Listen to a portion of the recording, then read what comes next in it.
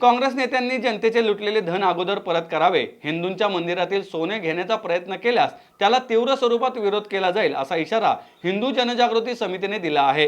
काँग्रेसचे नेते माजी मुख्यमंत्री पृथ्वीराज चव्हाण यांनी मंदिरातील सोने ताब्यात घेऊन सरकारने निधी उभारावा असं म्हटलं होतं। कांग्रेस के जो एक्स चीफ मिनिस्टर है पृथ्वीराज चौहान, उन्होंने जो मांग की है कि मंदिरों का जो सोना है तो उसको सरकार कब्जे में ले ले और आज जो अर्थव्यवस्था जो नीचे गिर रही है तो उससे उभारने के लिए इसका उपयोग करें।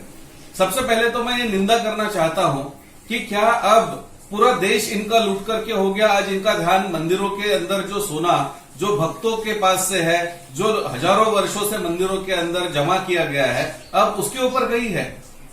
यही कांग्रेस की सरकार थी, जब राम सेतु का मुद्दा आया तो इन्होंने कहा राम सेतु है ही नहीं। जब राम मंदिर का मुद्दा आया तो उन्होंने कहा नहीं, राम तो काल्पनिक है। तो जिनको मंदिर से कोई लेन देन नहीं है, इनको हमारे भगवान काल्पनिक लगते हैं, जो वास्तविकता में है ही नहीं ऐसे लगते हैं, और अब इनको सिर्फ मंदिरों का धन दिखाई दे रहा है।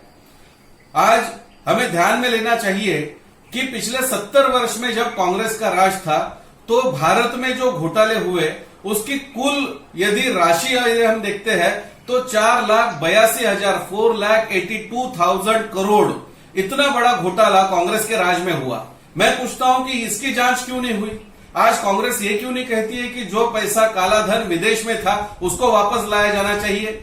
कांग्रेस के नेताओं के पास कितना धन जमा है उसको वापस लाना चाहिए। इसके बारे में नहीं कहेंगे। इनका ध्यान अभी मंदिरों के अंदर जो हिंदुओं की जमा है उसके ऊपर है। हमने 1 महीना पहले जब कोरोना की महामारी जब बढ़ गई थी तब केंद्र सरकार को कहा था, मात्र दिल्ली में एफसीआरए से जो वहां के एनजीओज है उनको 12,000 करोड़ रुपया एक साल में आया है।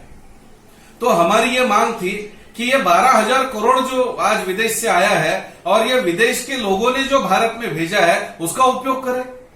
आज भारत में सबसे बड़ा लैंड ओनर यदि कोई है तो वो चर्च है।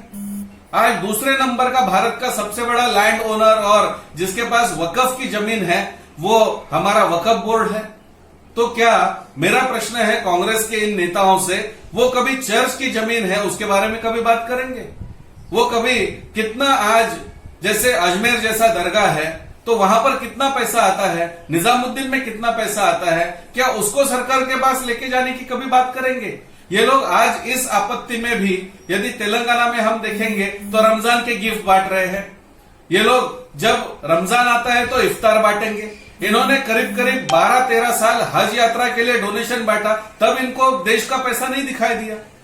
तो जब आज देश भीषण परिस्थिति में है, हमारे मंदिरों ने सबसे बड़ा काम किया है। आज मंदिरों से चलने वाला अन्नदान, मंदिरों से कितना धन आज सरकार को दिया गया है। शिरडी के संस्थान ने दिया, सिद्धिविनायक मंदिर ने दिया, तिरुपति ने दिया। आज तिरुपति की परिस्थिति ऐसे है कि तिरुपति में वहां पर स्टाफ को देने के लिए उनके पास पैसा नहीं है।